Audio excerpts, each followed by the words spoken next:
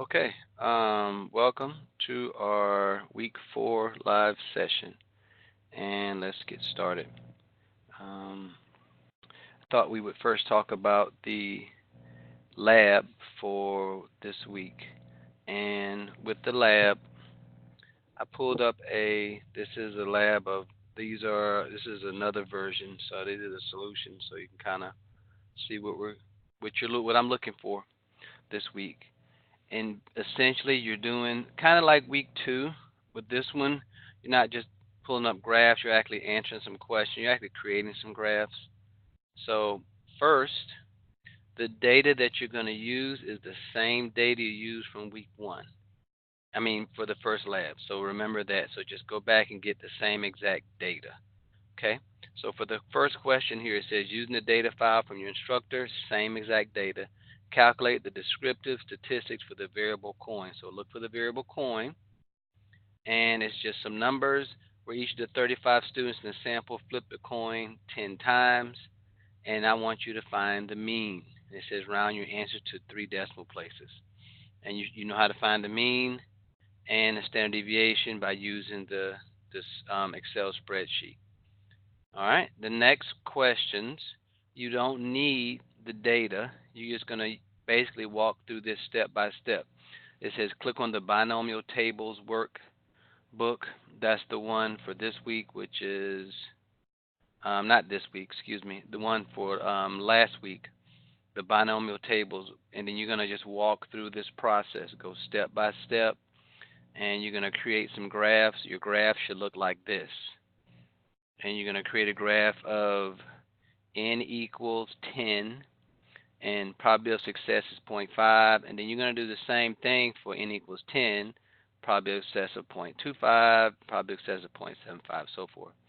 All right, and in each one of those, your graph is going to look like this, and this, something like that, and then you're going to upload it, and you're going to answer some questions about it here. And then on this right here, you're going to kind of do the same thing, but you're actually going to do some individual probabilities with that same chart. And you're going to answer some questions. Here you got to find the mean, standard deviation, using that same chart, and then answering some questions. And that's it. Not much more to it. You're just going to be using that table from last week to complete this lab. So hopefully that helped. All right, let's get started on the concept for this week. This week we're on the normal distribution. And let me find it. I think I pull up everything but the right thing here. Okay, so we're going to need this table, and we're going to need some PowerPoints. All right, our first PowerPoint here, because this week we're talking about the normal curve, and the main thing with this, you got to understand how to use the software to answer certain questions. So let's go to slide 1.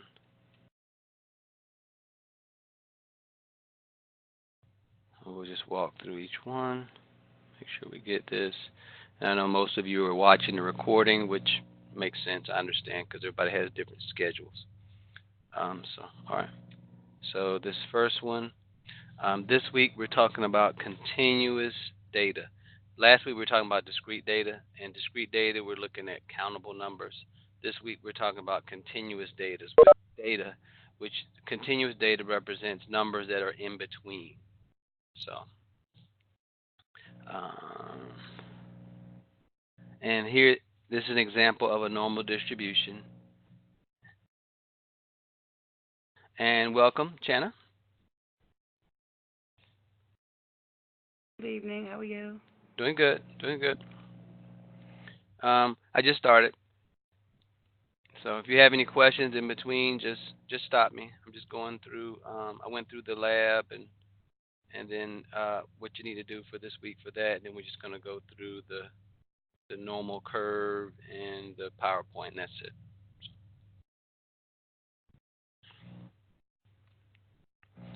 All right. Here we have again the normal distribution. Let's go to the next slide.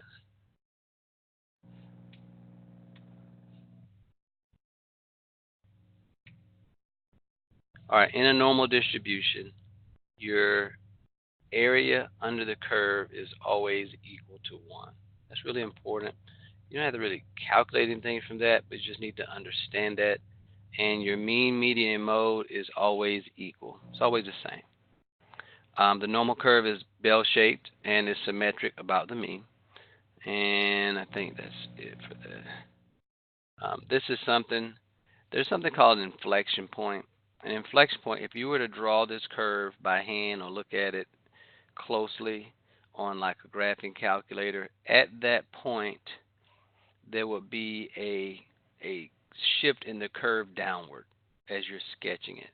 So, and the main thing really you only need to know that to estimate different things. And honestly, I don't even think there's homework questions specifically about that. So, um, all right, here's some examples.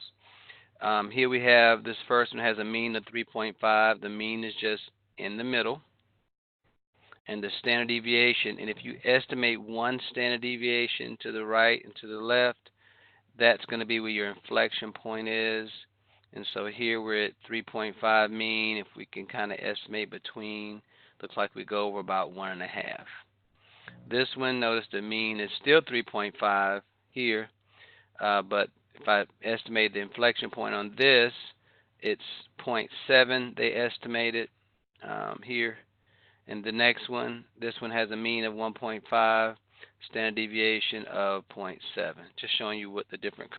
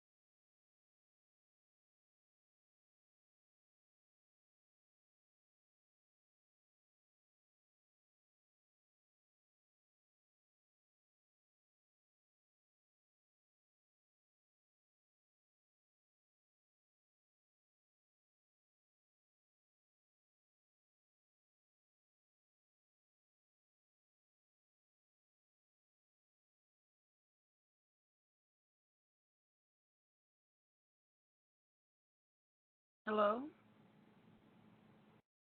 Professor?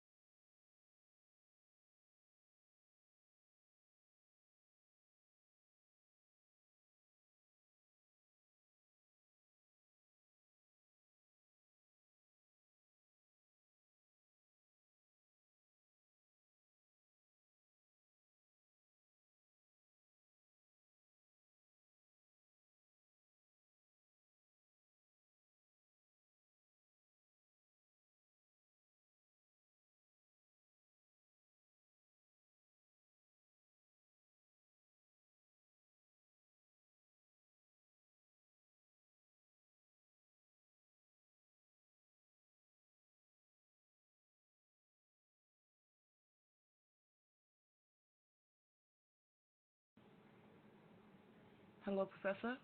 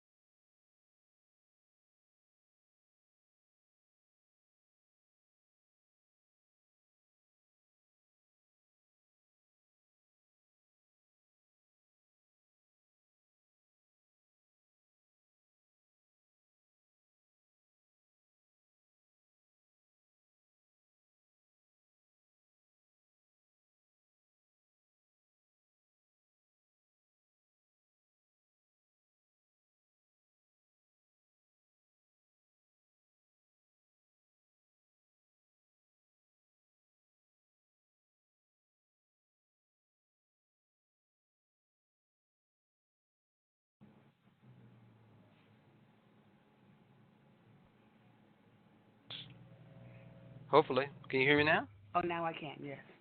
Oh, you couldn't hear me before? I wonder what the. Mm-mm.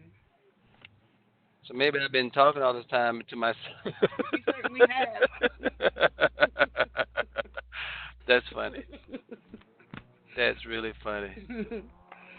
I'm following you. Couldn't hear you. I'm following you. Gotcha. Okay. Well, thank you very much. I Mhm. wonder how long could you not hear me? Has it been a while? Yes, since I sent you the chat. So I wonder did I do all that in vain? I might need to. Hmm. Wonder is there a way I can go? I can't even go back and listen to it because once you if I pause it, you can't even hear the recording until like an hour later. Oh, okay. So That's all right. yeah. So we'll just continue here. And if somebody has questions, they'll. I definitely get a lot of questions. So I think most time people learn better just by diving in anyway, and kind of Mhm. figuring it out. So okay, we'll continue here. Thank you very much, though. You're welcome. All right. Let's see. All right. Now let's go back here. Now this time we're going to be finding. It's like we're going backwards this time. Before we were finding the z-score. No, excuse me. Before we were finding the area under the curve if given a z-score. This time we're going to go backwards. I'm giving you the area under the curve, and I want you to find the z-score that corresponds. So there's two ways to do this. One way is to use the chart. Notice we have an area of 0.3632, so I'm going to go to the standard normal table. So I'm going to look out here for 0.3632.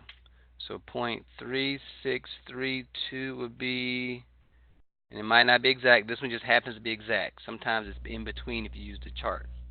So there's your 0.3632 out here. And then I look at my z-score over here, which is negative 0.35. That's where that value comes from. And sometimes that's a bit of a challenge. The easier way is to use what's called the inverse calculations, which is basically going backwards for your chart. So I'm going to kind of do the same thing. If I look at this one over here, it's a left tail one. I'm going to input the probability. It's going to give me, it says X value, but technically it's the Z value. And I want to make sure if I'm looking for a Z score, my mean is 0 and my standard deviation is 1. That's something that students forget. So I need that to be set if I'm looking for just a direct z-score. So now I'm going to go down here, plug in my 0.3632, and I get my value of negative 0.35. So again, you could use the standard normal table or this calculator. Let's try a few more. And they're just walking you through the same thing. This says find the z-score that has 10.75% of the distribution's area to its right. So 10.75%, change it to a decimal. So I want the area to the right, and let's just use the calculator. So if I go here, I want the right tail. So I'm going to type in my 0.1075, and there's my area, and it's looking for, so my value here is 1.24, and there's my value here at the bottom, which is 1.24. That's it for those. And there you go, walking through the chart.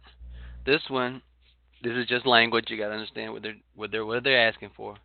This one, we're looking for a percentile. Percentile represents all the values with it with the area of that value to the left of it. So if this right here it says I want a large P of 5, we're saying a percentile of 5%. So what I'm doing, I'm giving you the area to the left, which is 0.05, and I'm looking for that z-score. Same idea, different language. So I'm just going to go to my chart, and all the percentiles are always going to be left tail. So you're going to type in 0.05, and welcome Graham. So let's see, 0.05 here, that's going to give me negative 1.65 for my, and it says again X, but that's your actual Z-score. That's it so far. All right. The next one says a percentile value. This is a 50 percentile, 50th percentile. So 50th percentile basically means what's the Z-score at half. We don't even need to do the calculation. If it's at 50%, my z-score, remember the mean is always 0. But we could type it in if we wanted to. If we type in my area of zero point 0.5, it'll give me a z-score of 0. So, but this one we should know just from understanding the chart. This is for 90th percentile. And if I type in my zero point 0.9, my value is 1.28. And again, like I said before, you can use the chart. They use the chart here for it. That's where they got they estimated 0.8997 because that is as close as you can get to 0.90. So here we got 0.8997. We got 0.9015. So 0.90 is between those two. So since it's between, they use 0.8997 because it's the closest one to it. So that's it so far.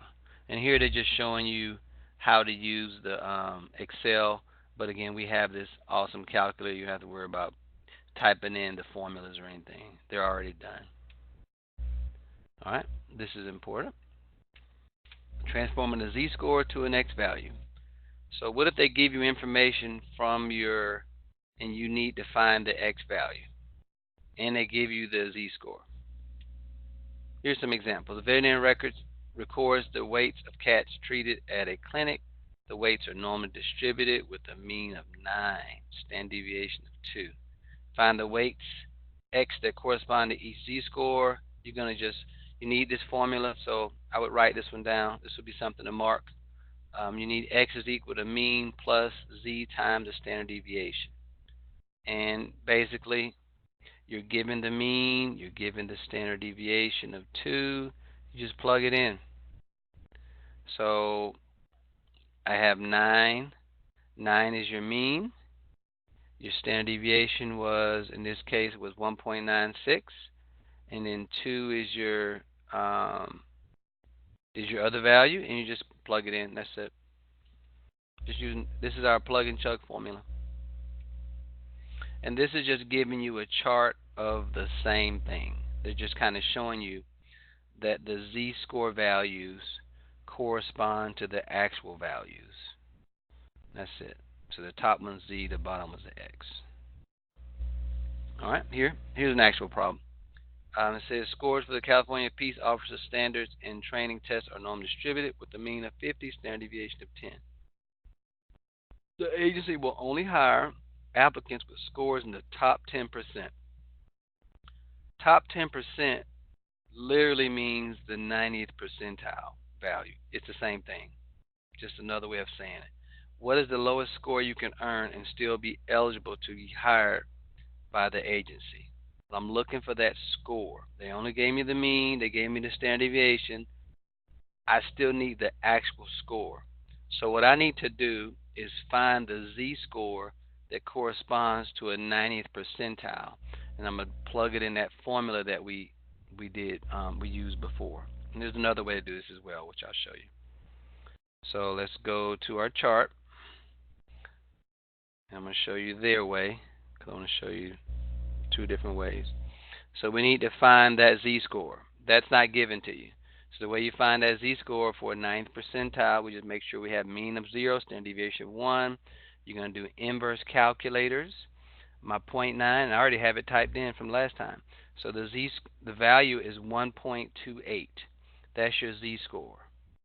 Well, from this, I'm going to plug this and all my other information into the calculator, into the formula, to get my actual value.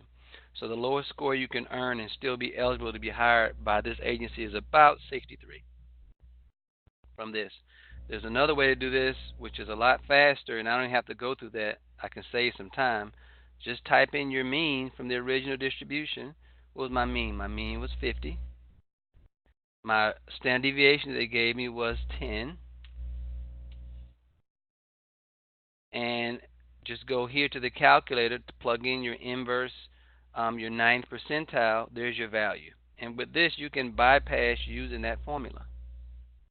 So 61 hand hat, this is a lot faster. So, and there's the calculation for the TI-84. All right, let's try this one. In a random selected sample of women ages 20 to 34, the mean total cholesterol level is 179 milligrams per deciliter with a standard deviation of 38.9 milligrams per deciliter. Assume the total cholesterol levels are normally distributed. Find the highest total cholesterol level a woman in this 20 to 34 age group can have and still be in the, notice it says bottom 1%. So we're looking, our inverse norm is going to be on the bottom side. So bottom 1%, I can look over here. That's just like a percentile, same idea. So I'm going to put 0.01. My mean that they gave me was 179. Standard deviation of 38.9. And then that should be your answer. 88.5 would be the actual score. Let's go over here. And they're walking you through the table, and they're actually using the z-score. You could again do this by hand, but it's easy to just plug it all in the calculator. And that's it for that one. We're gonna roll. Grand finale. And since maybe I didn't record half of this, shame on me. I probably have to go back. I'm gonna listen to the recording, and if it didn't come out, I'll just re-record that to help. So, all right. Last but not least,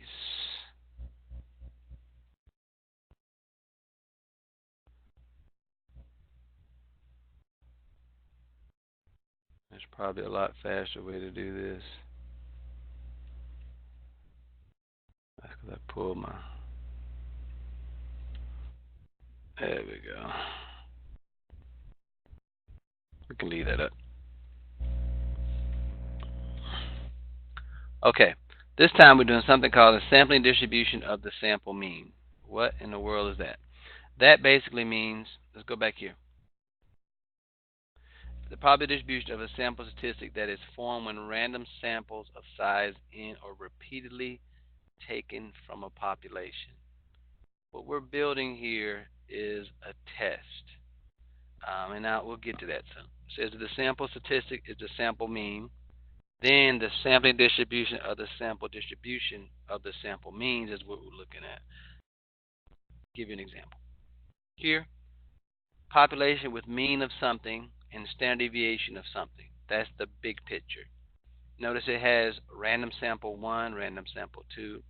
If we take a repeated number of samples from this original population, what's our new distribution? That's it. It's called the sampling distribution of the sample mean. So there's other properties that go along with this. The next slide here, this gives you the properties of the sampling distribution of the sample mean. It says the mean is always the original mean. That's the main thing. The standard deviation is always standard deviation divided by the square root of n. That's called your standard error of the mean. And you calculate that one. You could use just a calculator to do that, or you could use this over here, this calculator, which is z-score calculation for a sample mean. So the next few slides, I'm not even going to go through these. They're great. It just kind of gives you the logic behind why the characteristic is there. But honestly, you don't need it. It's good. So read through it to kind of understand where they're getting it from. But I want to just show you the meat of it to show you what you need to do. So if I go here, this is the main thing to remember, that the mean is the same as the original mean. And the standard deviation is always the standard deviation of the original divided by the square root of n, which is the same. This is the meat and potatoes here. In here, this is the logic as well. If sample size, this is important. If sample size of size n is greater than or equal to 30 are drawn from any population, remember the 30, with a mean and a standard deviation, then the sampling distribution of the sample mean approximates a normal distribution. The greater the sample size, the better the approximation. So the more n value, or the more you have that your sample, the more your distribution will look like it look like the bell curve, which is neat, which looks like a normal distribution. It's kind of weird how that works, um, but it does. It's amazing. And here, this is just if the population itself is already normally distributed, the sample distribution of the sample mean is normally distributed for any sample size. So if they tell you the original distribution is already the normal distribution, then it's the sampling distribution of the sample mean is going to be the approximated with the normal distribution. So, so to sum that up, if you don't know what the original distribution is, as long as n is greater than or equal to 30, it can be approximated with a normal distribution.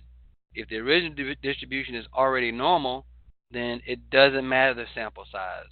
It can be approximated with a normal distribution with the same characteristics. Mean is the same. Standard deviation is standard deviation divided by square root of n. And this is saying the same thing. Notice it says the variance is equal to the variance divided by n. That's the same as standard deviation divided by square root of n with the calculation. Same idea. All right. Here's an example. A study analyzed the sleep habits of college students. The study found that the mean sleep time was 6.8 hours, standard deviation of 1.4 hours. Okay. Random samples of one. Whenever you see you're doing these normal distribution problems and you see a random sample of something, you know that you're going to need to calculate a new standard deviation. Bottom line, that's it. When you make sure you remember that. That's the most important thing. That's why I skip a lot of other stuff, because it's just extra. Here, the mean is the same as the original mean, and the standard deviation is your standard deviation divided by square root of n. That's it. Next slide here. Since the sample size is greater than 30 from the central limit theorem, the sample distribution can be approximated by a normal distribution with the mean of the original and a standard deviation, which is your new standard deviation. All right, here's another one. Here we got a mean of 135, standard deviation of 18, sample size of 4. And it says that the original distribution is the normal distribution. So it doesn't matter the sample size. It can be approximated with the normal distribution. So here we have a mean of 135. Standard deviation is the standard deviation, which is 18, divided by square root of n. And here it says that's what we just talked about. That's it. All right. Here we're looking at how do we transform the mean to a z-score if we have to take if we have a new n value, if you have a sample size. And notice it's the same z-score, but your standard deviation is standard deviation divided by square root of n. Same thing. That's the only difference in the calculation. All right, here's an example. Uh-oh. The figure shows the mean distances traveled by drivers each day. You randomly select 50 drivers aged 16 to 19. What is the probability that the mean distance traveled each day is 19.4 to 22.5? Assume standard deviation of 6.5. We're looking for the mean, and we have a sample size. Do we give a sample size? You random select 50 drivers, so I know I got to calculate my new standard deviation. And this time we're actually going to do an actual calculation. So my mean is 20.7, and that's given from the chart, 16 to 19. All right. And your standard deviation is the standard deviation they gave you divided by square root of n, which is square root of 50. So your standard deviation you're going to use is 0.9. Mean of 20.7, standard deviation of 0.9. All right. Now they're doing some different z-value calculations, which honestly you don't need in this situation, because we need to find the, we're looking for, I like this one better. We're looking for the probability of a driver between 19.4 and 22.5. Well, all I need to do is go to my chart. Well, I have my information. My mean is, I forgot just that fast, 20.7. My new standard deviation is 0.9. And you can do this in the calculator, or like you could use this calculator down here at the bottom. And if I do that, let's practice. My sample mean is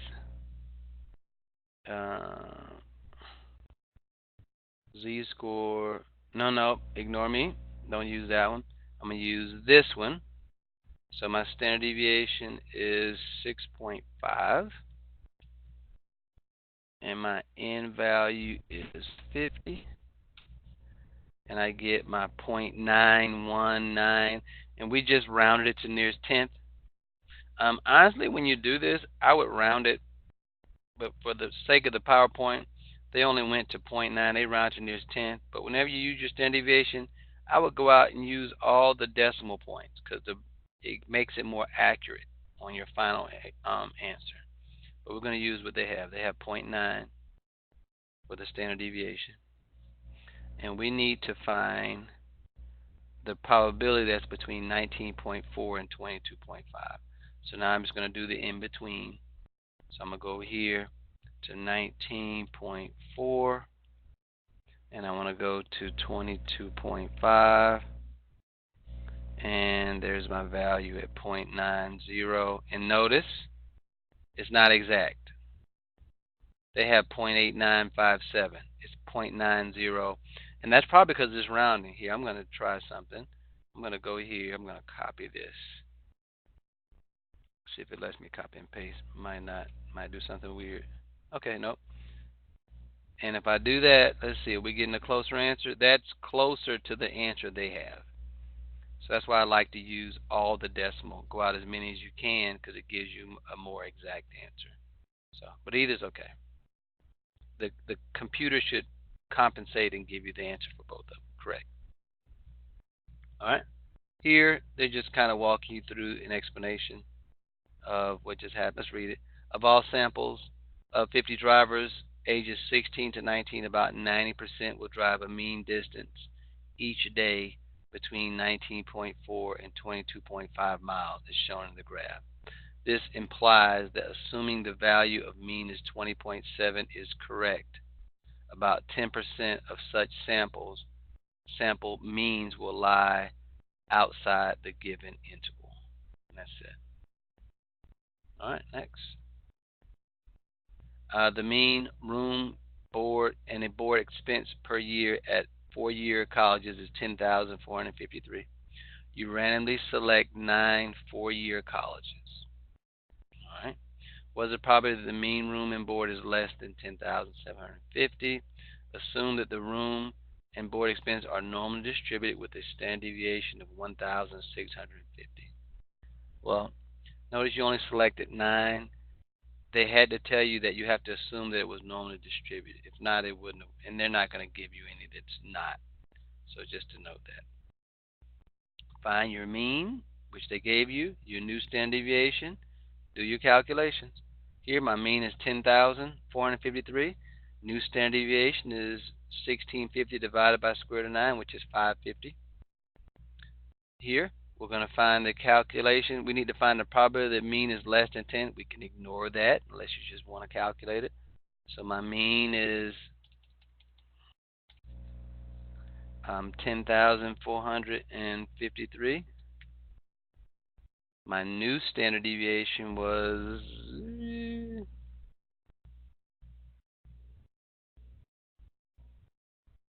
550.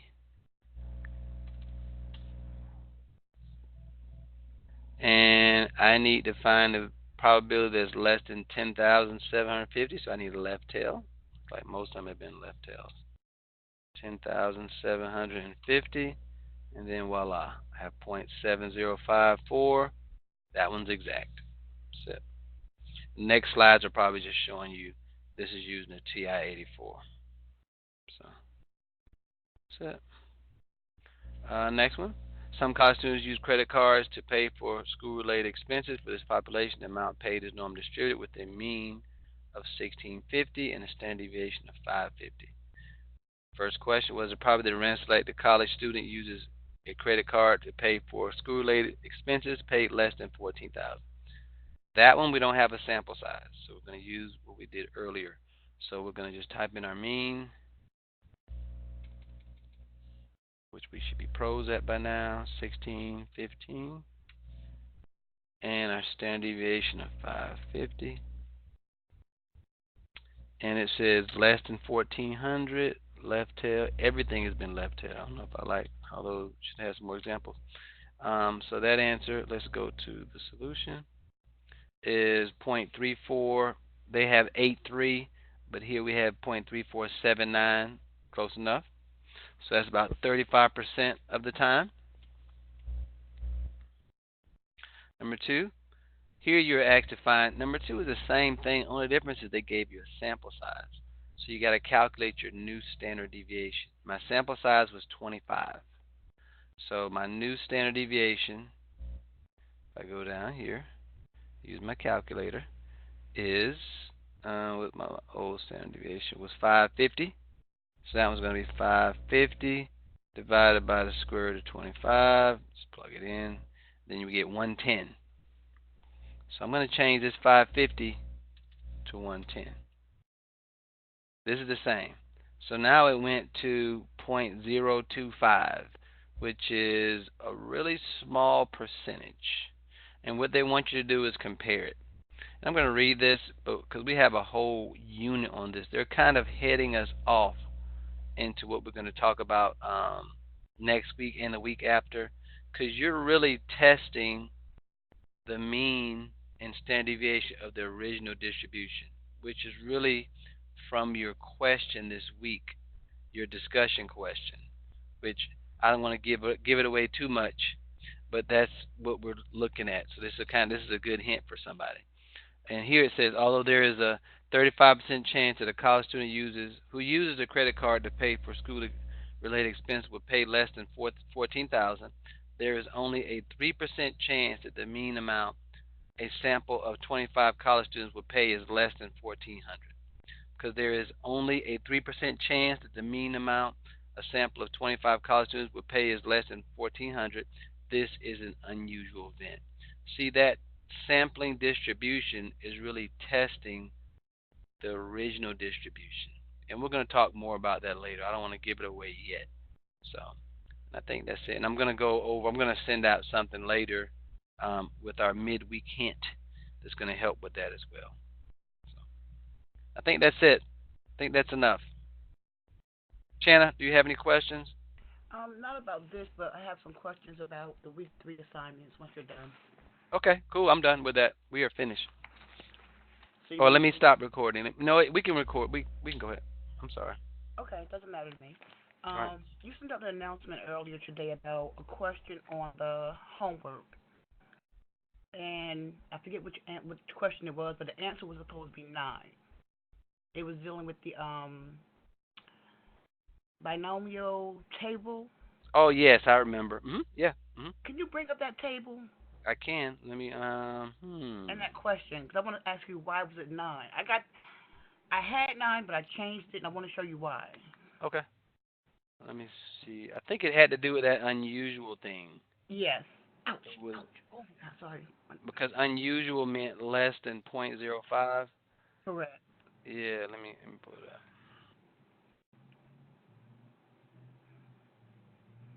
Okay. It was. Matter of fact, I think that might be the same values there.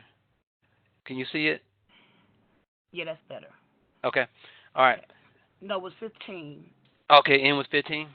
Yeah, I believe so. Do you remember what the And probability E was? was 76 point. I can go get it. Hold on.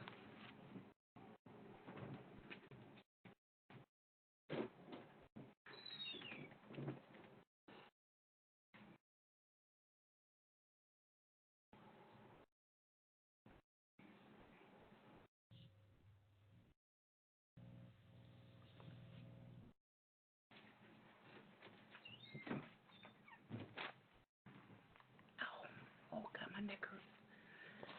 Let's see.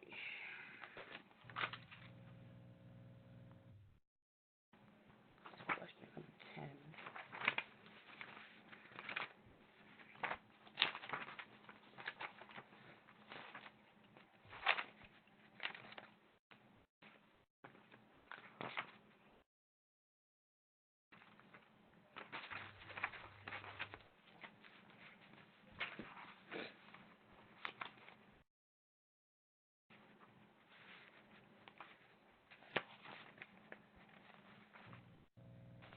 Talk on it. Of course, as I'm looking for it, I don't see it.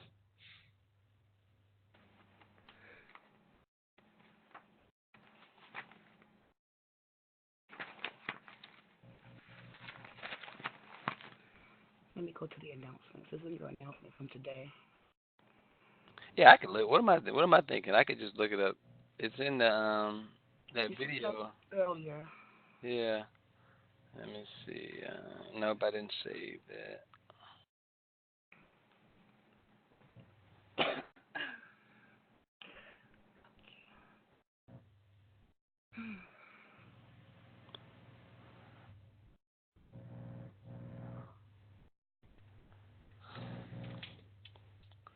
I know it was in my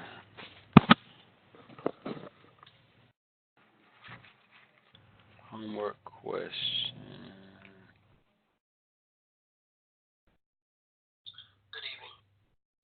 Let me see. 0.76. Yeah, n equals 15, and it was 0.76. Okay. So okay, so there it is. And I think the question was. Let me get to the question.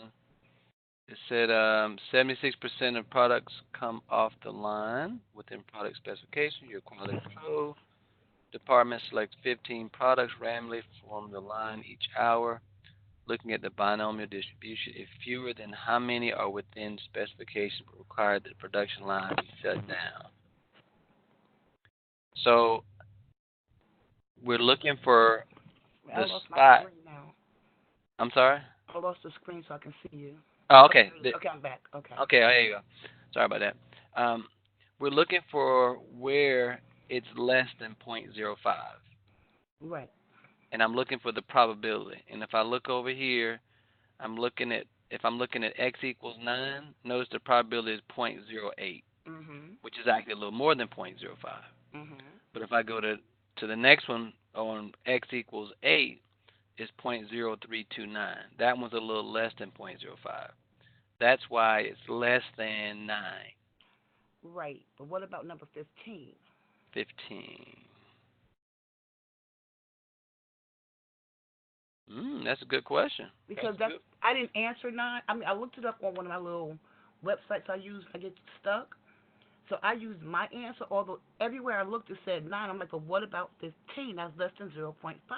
That's a great question. Let me look at the question. That's a good point. I didn't even pay attention to 15. I'm looking just on that side. Let me see. If fewer than how many are within specification would require that.